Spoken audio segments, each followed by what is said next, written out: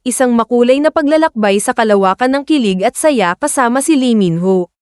Parang isang panaginip na nagkatotoo para sa maraming Pilipinong tagahanga si Lee Min-ho, nang dalhin niya ang kanyang Minhoverse sa Mall of Asia Arena, isang galaktikong fan meeting na puno ng tawanan, kilig, at kabataang alaala.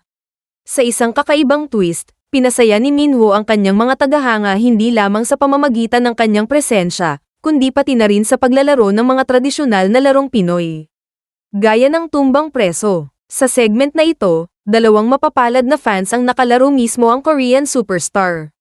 Ang unang fan, bagamat ilang taon na raw mula noong huli siyang nakapaglaro, ay nakatama ng isang lata sa ikalawang subok na sinundan ng high five mula kay Minho. Isang simpleng gesture, pero sapat na para mapasigaw sa kilig ang buong arena. Ang ikalawang fan naman ay isang admin ng local fanbase ni Minho. Kitang-kita ang kanyang pagkamahiyain, hindi makatingin, nakakapit kay host Kring Kim. At tila lutang sa presensya ng kanyang iniidolo. Nang tanungin kung gaano niya kamahal si Minho, mariin niyang sinabi sa mikropono, "So much." At sa birong komento ni Kring, "Talagang kapag may mga gwapo sa harap, nawawala ka talaga sa sarili mo no," na puno ng halakhak ang buong venue, pati si Minho ay di napigil ang tumawa. Sa dulo, si Minho ang nanalo sa laro matapos makapagtamba ng 2 lata. Pero sa puso ng kanyang mga tagahanga, sila ang tunay na panalo dahil sa pagkakataong makalapit, makalaro, at maakap ang kanilang idolo. Sunod na laro, balon popping. Pero hindi ito yung normal na tapakan o upuan ng lobo. Kailangan itong pisilin habang kaharap si Minho. Isang fan ang piniling pisilin ito sa pagitan ng kanilang mga katawan, na syempre, lalong nagpalapit sa kanila ni Minho. Kinilig, nagtapilok sa saya, pero sa huli, ang kanyang ngiti ang nagsabi ng lahat, "Kinabahan ako, pero sobrang saya." Sa kabuuan, ang Minhoverse ay parang isang teleseryeng isinabuhay. Hindi na siya si Gu Junpyo ng Boys Over Flowers, kundi si Lee Minho, ang totoong tao na nakangiti, kumakaway, at nagpapasaya ng puso ng libo-libong Pilipino. Sa mga segment ng Q, bukod sa kilig, ipinakita rin ni Minho ang kanyang interes sa kulturang Pilipino.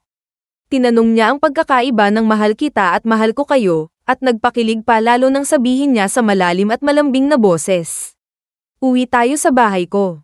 At iuuwi kita." Sa musical performances, inawit niya ang "I Love You," "Always," "Without You," "Stalker," at nagtapos sa "Good Night Good Dream."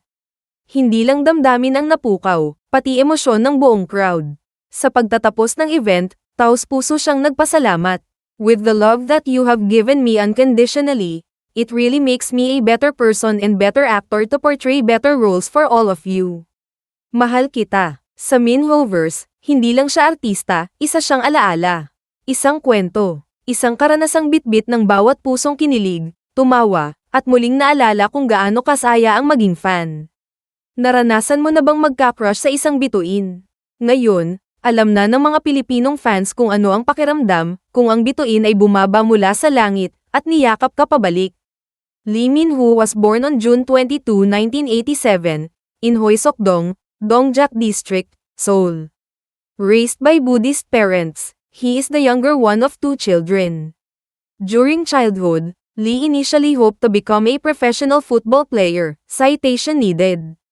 While attending Namsong Elementary School, he was selected for the junior football class of manager and ex-professional player Cho Bom-kun.